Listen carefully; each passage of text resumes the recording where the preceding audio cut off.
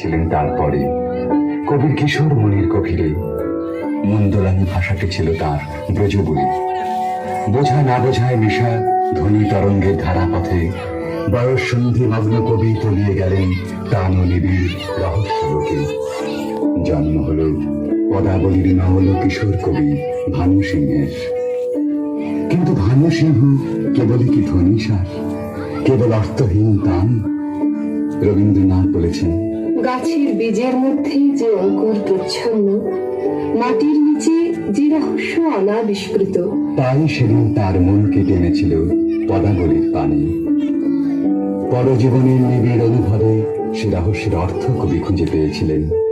আমরা যাহাকে ভালোবাসি, কেবল তাহারই মধ্যে আমরা অনন্তের পরিচয় পাই। এমনকি জীবের মধ্যে অনন্তকে অনুভব করারই অন্য নাম ভালোবাসা। সমস্ত বৈষ্ণব ধর্মের সম্পর্কের মধ্যে এই গভীর তত্ত্বটি নিহিত আছে। বৈষ্ণব ধর্মে যেমনই থাক, ভানু সিংহের পদে এই ভালোবাসারই প্রচ্ছন্ন রহস্য লীলা।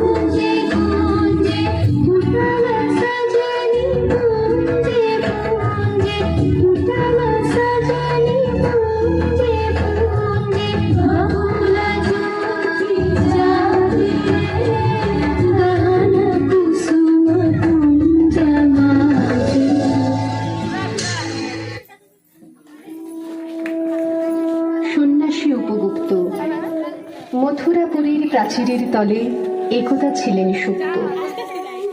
নগরীর দ্বীপ নিবেছে পবনে, দুয়ার রুদ্ধ পৌর ভবনে।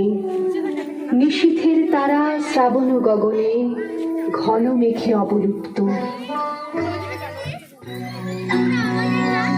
বাদর বরখা